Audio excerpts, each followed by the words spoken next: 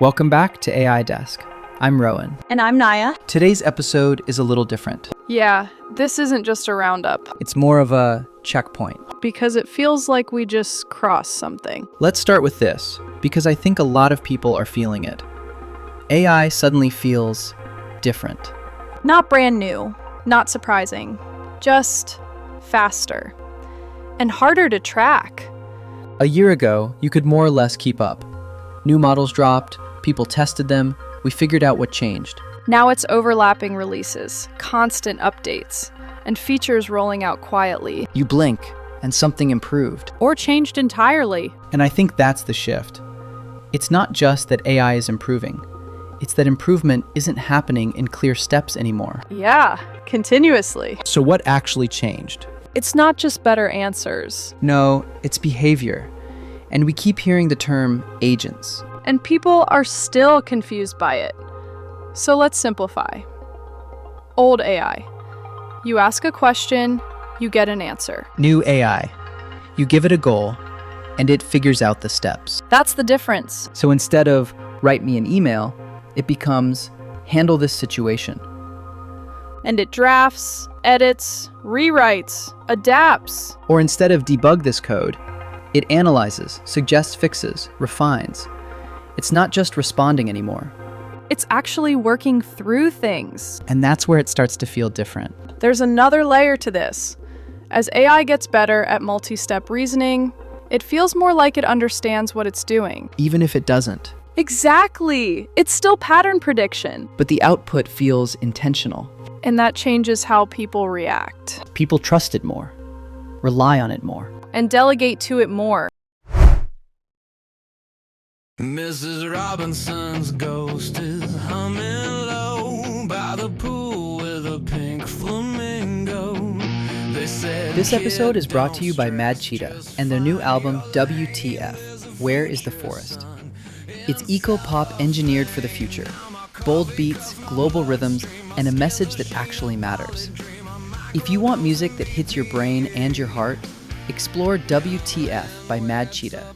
That's MADCHITA. Streaming now on all major platforms. plastics, it's fantastic, floating in a sea of static. Even when they shouldn't. All right, let's talk about the part that got serious this week. Yeah? AI and cybersecurity. A lot of people are misunderstanding this. So ground it for us. AI isn't out there randomly hacking systems. It's not roaming the internet like a villain. What's happening is this. In controlled environments, AI is being asked to analyze systems and find weaknesses. Simulated attacks. Exactly. Walk me through what that actually looks like. Imagine a company's internal system. Code bases, servers, APIs, all connected. Researchers give that structure to an AI and say, find anything that could break. And it does? Yeah, it scans the code. It recognizes patterns that have been vulnerable before.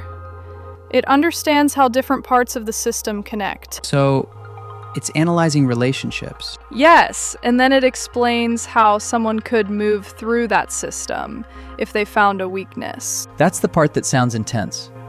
But my first reaction to that was, that's kind of cool. Naya, of course it was. What does that mean? You always like the "this could break everything" part a little too much. I prefer to think of it as appreciating efficiency. Sure, Because from a defensive standpoint, that's incredibly useful. it is. Security teams already do this manually. They hire people to think like attackers. So this is like giving them a supercharged assistant. Exactly. Faster, broader, more thorough. So if you're building software, this is a huge advantage. It could become standard. But here's the other side. Yeah, The same capability doesn't just exist for defenders. right. If AI can help identify how systems break, it lowers the barrier for figuring that out. So the skill required drops. You still need intent, but less expertise. And that changes who can do it. Exactly. But there's something even more important than that. Go. Speed. Yeah. There's a concept in security called the vulnerability window. Time between when a flaw exists and when it gets fixed. Exactly. Before, it might take days or weeks to discover an issue. Now it can be found almost instantly. Which means less time to respond. Exactly. So the real shift isn't just capability. It's timing. This keeps coming up. Yeah. AI doesn't create entirely new problems. It accelerates existing ones. Faster writing, faster misinformation. Faster coding, faster bugs.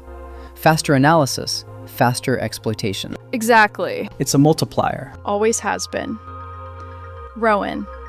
And somehow, here we go. We're talking about systems that can map complex vulnerabilities. Yes. And they still struggle with, give me a short answer. Correct. I asked for one sentence yesterday. And? Paragraph. Of course.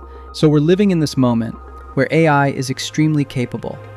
And inconsistently precise. That's the tension. So here's the real question. Yeah, Did we just cross a tipping point? I think we crossed into one. What do you mean? Not a single moment. More like a phase where progress accelerates, capabilities stack, and the gap between what's possible and what's understood keeps widening. That's a good way to put it. We're not just reacting to AI anymore. We're trying to keep up with it. So what do we take away from all this? AI is getting faster, More capable. more useful. And more complex. And the real question isn't, is this good or bad? It's how do we adapt to something that's changing this quickly? Because it's not slowing down. That's it for this special report. If things feel like they're accelerating, They are. we'll see you next time. Naya, you say that like we're going to have time before the next update drops. We might get, 48 hours? That's optimistic. All right, then I'll see you sooner than that. You better. I always do.